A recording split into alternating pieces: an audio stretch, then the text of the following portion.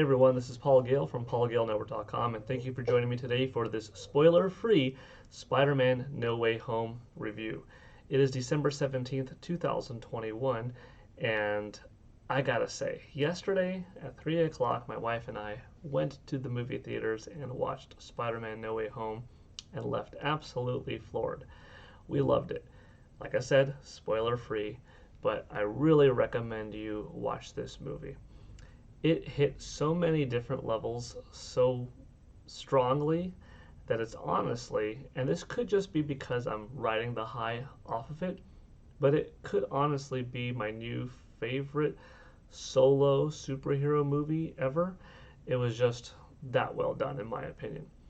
Action scenes, the fight choreography, the feeling of emotion behind it, that there were consequences for things that happened throughout the movie. Things felt impactful.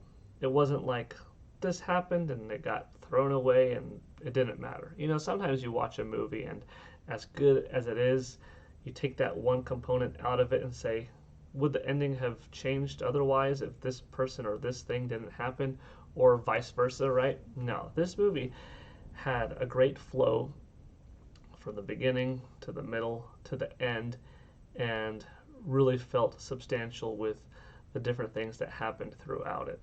I thought the musical score was nice. I thought the elements of nostalgia were perfectly done. And if you're a Spider-Man fan, if you've been a Spider-Man fan for a long time, I'm not even going to go into specific trailer talk because maybe you've avoided trailers even. But if you've seen the trailers, then you know some of what I'm talking about of why it's cool, right? If you haven't seen the trailers, then I'm not even going to go in there, like I said. But the movie definitely makes a Spider-Man fan feel good for being a fan of that character, of Peter Parker, for multiple generations. Whether you grew up as a kid or young adult, reading the comic books, watched the 90s series of cartoons or cartoons from different era, watched different movie franchises of Spider-Man over the years, or started with the MCU right now along with Tom Holland, and that was your first foray into Spider-Man. Video games along the way, whatever it is, you know, there's something in this movie that's going to make you say, wow, that's cool, that feels special. I thought that Tom Holland's performance, his delivery was really good. You know, I like him a lot as Spider-Man and as Peter Parker. Zendaya, whom I liked before, but I like her that much more now because my family, my wife, son, daughter, and I had a very pleasant interaction with her this past summer where we got to talk with her, take pictures, and she was really cool to all of us. So, you know, on a personal note, seeing her in the movie made me extra happy because, like, oh, now I know her and I know that she's a really cool person in the real world. So I'm kind of rooting for her as an actress and in her roles to succeed and in all that she does in life. So maybe a little bit of a bias because now I know somebody in the movie and, you know, they happen to be awesome. So I'm rooting for them that much more. But, you know, even without that taken into consideration, I thought she did a really great job portraying MJ as well. Everything from costume design was handled really well. The story, the overall inclusion of it taking part in the Marvel Cinematic Universe and feeling that this isn't just one movie that takes place somewhere. No, it's a part of the MCU. And if you've been following that journey since Iron Man all the way through now and have been watching the MCU movies and TV shows that have dropped on Disney Plus over the last couple of years, you're going to feel right at home. If you haven't watched all of them or none of them and are just watching this movie, I think there's something in it for you as well. It definitely helps if you like the superhero genre, if you like Spider-Man, Peter Parker, some interpretation of him, or if you like the trilogy or so far the couple of solo movies of Tom Holland's Spider-Man. But yeah, the more you like the character, I think the more safe it is to say that this movie is going to make you pretty happy. I am going to cut this video soon, and the last part is going to be for people that want to hear my whole thoughts on spoilers and everything. But don't worry, it's going to be a very clean cut. You'll be watching this video, and that'll be it. And for the people that want to see the spoiler portion, they will continue through the end. So before I get into that other segment, I'll just say, without giving anything away, for those reasons that I did mention and more, the movie is a 10 out of 10 for me. And a 10 out of 10 for me for a movie, it has to be, something that I really loved. Like, there are personal biases in films, in characters, that I already like a character going in, but that could work one of two ways. One, I could be really looking forward to a character and predisposed to enjoying that content because I'm such a fan, but it also could give me a more critical eye of, I hold near and dear this character and what he or she represents so much that I don't want them to mess it up. So I'm more critical in that aspect. So I'm not just going into something blindly as a fanboy, even though I am. I'm going in it with high expectations and please take care of my property that I love so much, that I hold so near and dear, and don't mess it up. So a 10 out of me means a 10 out of 10, sorry, from me means that this was pretty much the perfect superhero film in my opinion. All right, that's going to do it for my spoiler-free review. Next up, I'm going to talk spoiler talk, so stick around if you want to. That will begin in 3, 2, 1. All right, so did you stick around? Are you watching the warning spoiler review? Yeah? Okay, let's hop into it. Oh my gosh. When the trailers came out for this movie, I really was hoping that they were not going to show off too much. We already knew that, okay, Otto Octavius is going to be in the movie, portrayed by Alfred Molina from the original Spider-Man series from the early 2000s with Tobey Maguire. All right, we saw that Green Goblin's going to be in there in the trailer. We got glimpses of, okay, Jamie Foxx from the Andrew Garfield Spider-Man movies from the later 2000s, and I was hoping that a trailer wouldn't show off like don't show me too much, and it didn't. Gave me a glimpse at the bad guys. All right, we got like, okay, Sandman's gonna be in there, the Lizard's gonna be in there, but don't do anything too crazy. First up, before I get into really crazy stuff, Charlie Cox, Daredevil, from that Netflix awesome Daredevil series, he was in it. He was Peter Parker's lawyer in the beginning of the movie, and I thought that was terrific because when I was having my own fan speculation earlier this year, I thought, dang, after they dropped that crazy Peter Parker is Spider-Man, oh my gosh, he's going to need a lawyer up. Probably. What if it's Daredevil? What if it's Matt Murdock? Could they do it? And they did it, and it was so cool seeing him. Like I said, spoiler talk, so don't blame me right now. Fans outside, mad at Peter Parker. Mystery was right. Throw a rock or a brick into the apartment of Aunt May's, and Matt Murdock catches it, and Peter's like, "How'd you do that?" Let's just say I'm a really good lawyer, like, because he's Daredevil. And he's blind, but he has the reaction, and it's him, and it's so cool seeing it because that series was awesome. And I felt like this movie, on top of everything that I said earlier, really brought things together and made it feel like more than just an MCU movie. It brought the Spider-Man films from the past, from the original Sony trilogy with Tobey Maguire, and that pair of films with Andrew Garfield, and it was giving us Netflix stuff here, and little spoiler, but like I said, you're here for a reason. Venom, Eddie Brock from Venom 1 and Venom 2, he was in the movie. If you saw Venom 2, and this is the spoiler for the mid-credits scene, okay? In Venom 2, when the end of the movie, during that post-credits scene, Eddie and Venom, we are transported to like some kind of Cabo San Lucas looking island in a hut, waking up, seeing on TV, the menace, Peter Parker is Spider-Man, and that's where we go. We need him to find that Spider-Man. We're like, holy crap, Venom, Eddie Brock, they transported from their own universe into the MCU. Wow. Throughout the whole movie, all of these events are going down. We don't see them. My wife and I were thinking, like, is it going to happen or not? Well, post-credit scene, or mid-credit scene more accurately, there they are. It's Eddie and Venom. You only see Eddie, but Venom is talking too. They're talking to the bartender, and they're like, wait a minute, so tell me about this. There was a purple guy, and he was an alien. Now, that doesn't sound like aliens I know. Aliens like eating brains and stuff like that. Hold on. So this all started with a man who built a suit, and there was a green guy? See, Hulk. The bartender was speaking Spanish. Hulk? Oh, it's all confusing. And Venom's like, we're drunk. Let's go out there and stuff like that. And then he's about to pay the bill, or maybe not. And then what? Boop. Pops back into their own universe.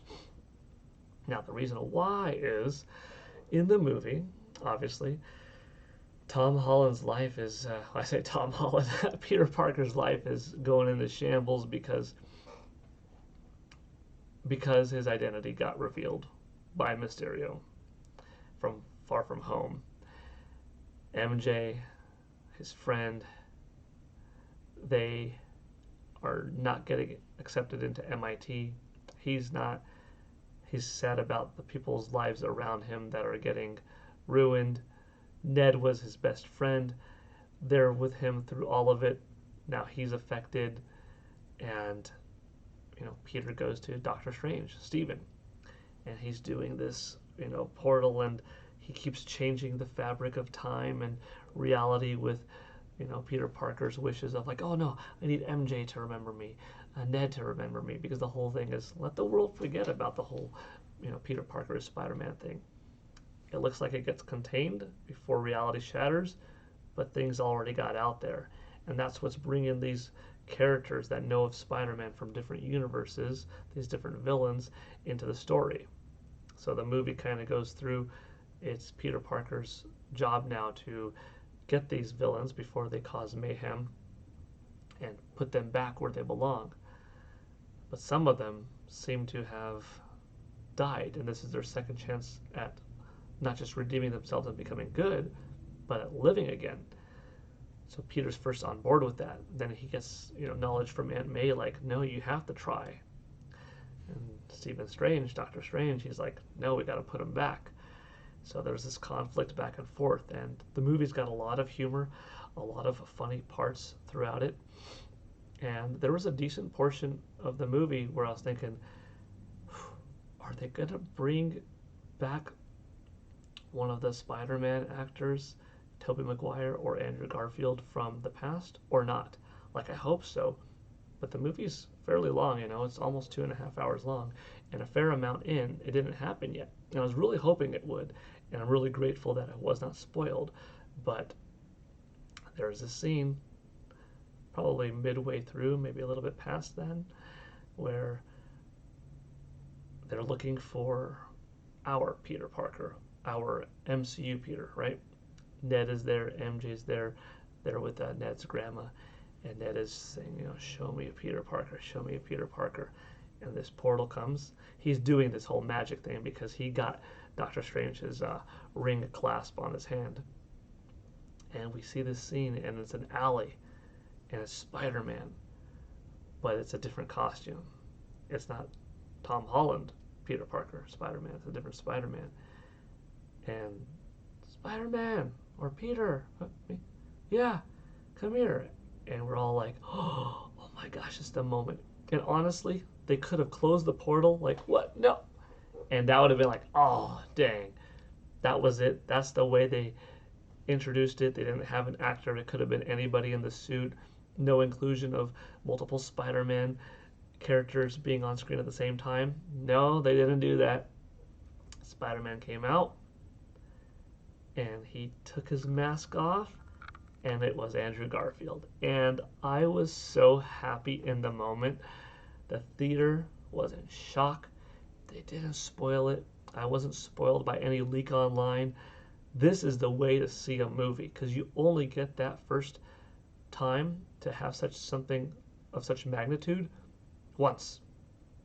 If it's ruined the first time, some people like spoilers. You're watching this right now, after all, right? Maybe you like the spoilers. Maybe you want to know. Maybe for you it's not a spoiler, but for you it's I want to just know it going in so I don't miss things. All right, that's fair. To each his or her own, right? It's all good.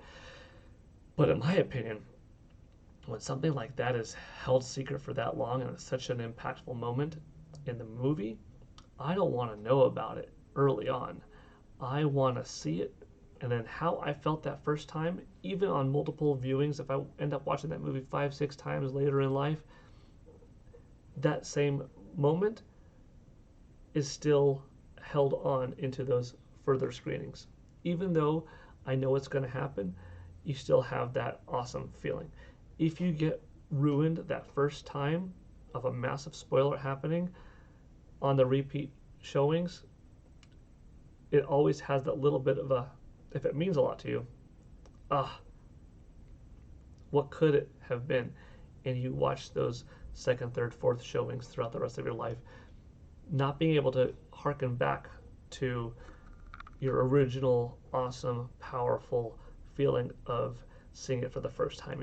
That's why for me it's very valuable. So if anything, I recommend you not watch this now. Watch it afterwards. And well, it's kind of a moot point telling you because you're already watching at this point, but I would recommend watching this spoiler review after the movie came out, after you've had a time to see it. Then we could talk about it and have fun, right?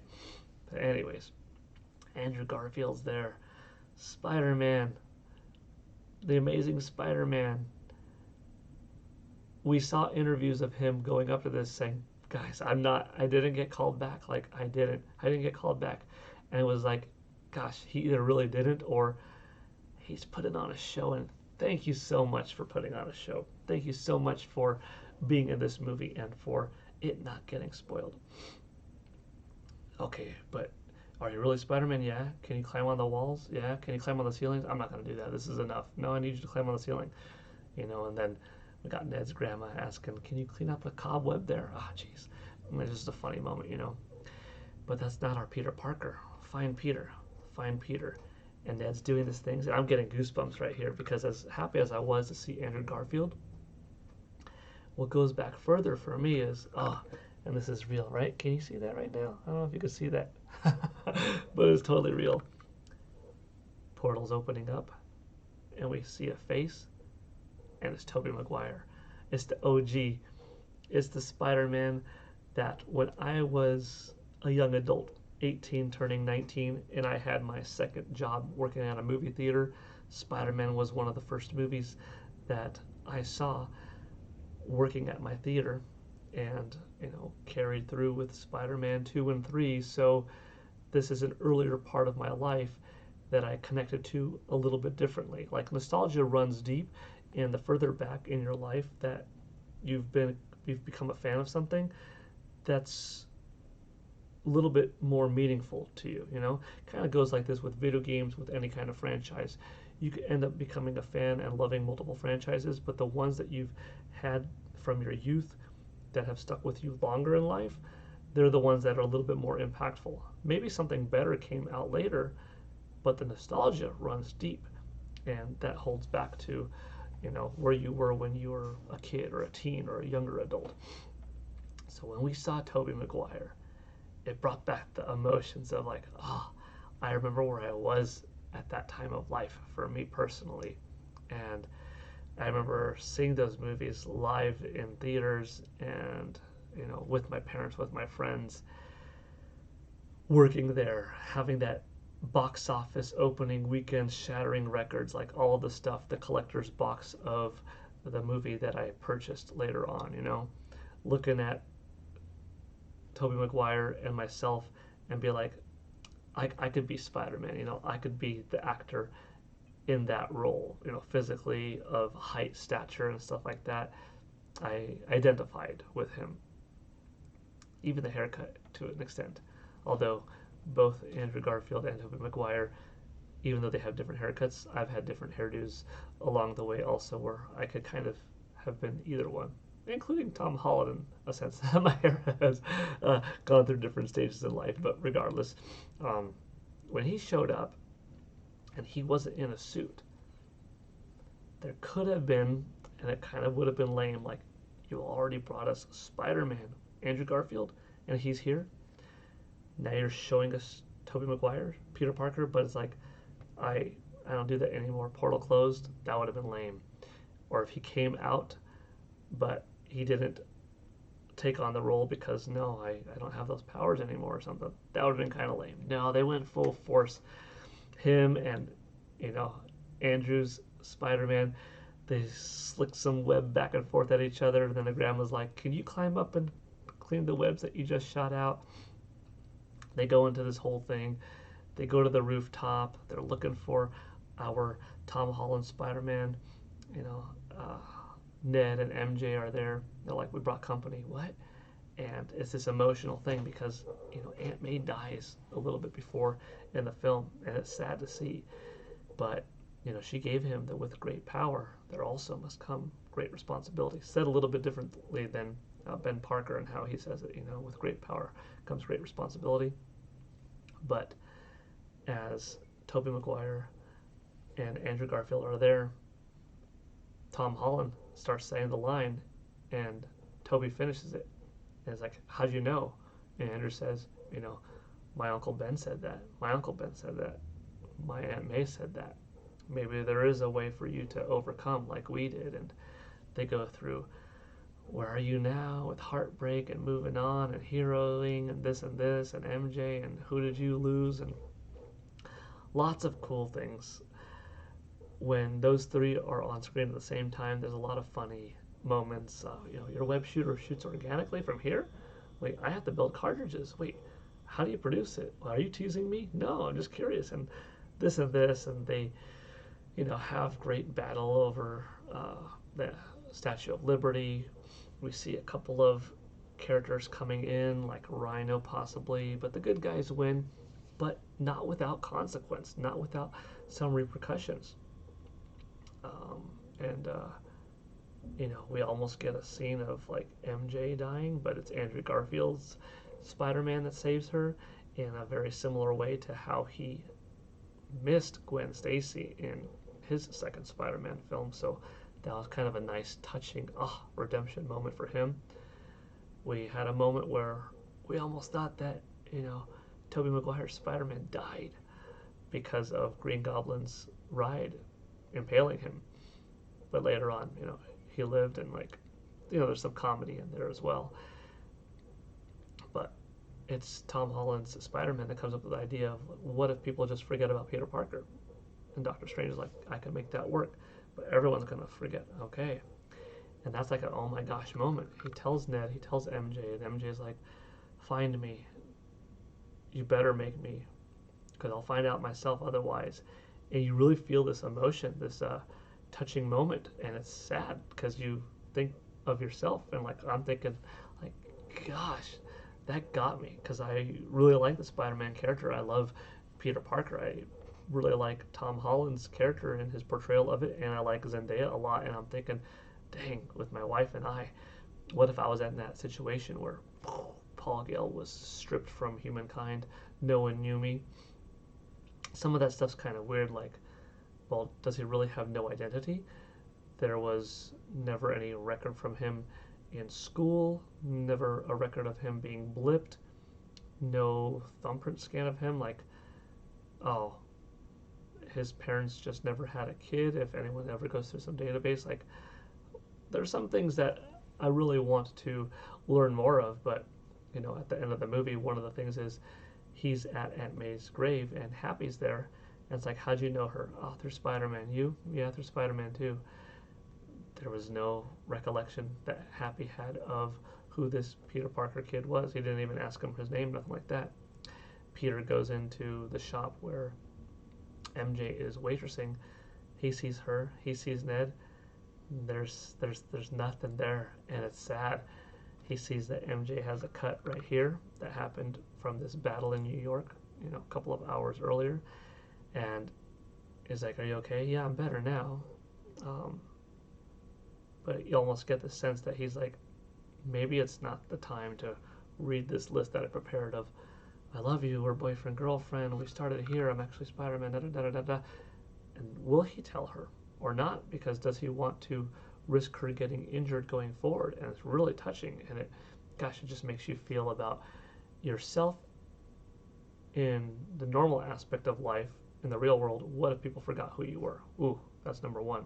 Number two, what if you were in his situation where your loved one, it's also this little bit distance removed, because not only did they forget, but by them knowing, it makes them more vulnerable, and which is why you didn't tell them in the first place, and so forth. And you could feel for Peter in the film.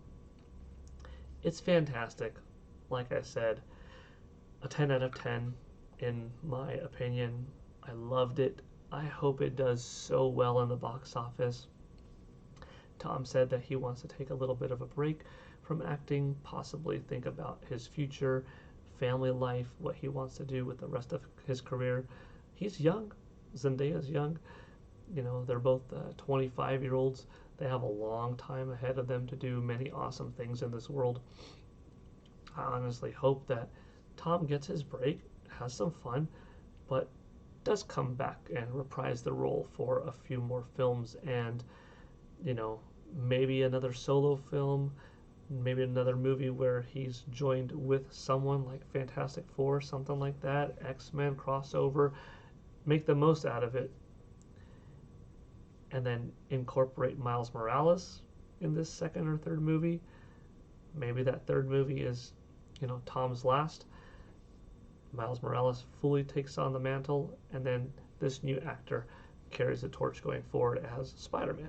And then there's still room for Tom to come back in the future, maybe. Like, we'll see. But I don't want to see Tom Holland's Spider-Man end just yet. I would like to see a few more movies. But I'm also okay with, hey, take your break, man.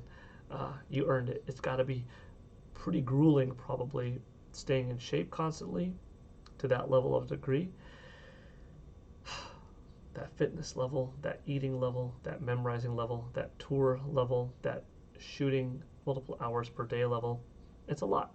And for someone in the young 20s, you also, you know, you're doing two things. You're maximizing your youth, you're setting up your future, but you also want to enjoy this time, but not to say too much, but, you know, appropriately so, so that you have the future to look forward to financially and everything, and, you know, who you are, what's your name, what's your career going to be like. It's a lot, so take your break, enjoy it.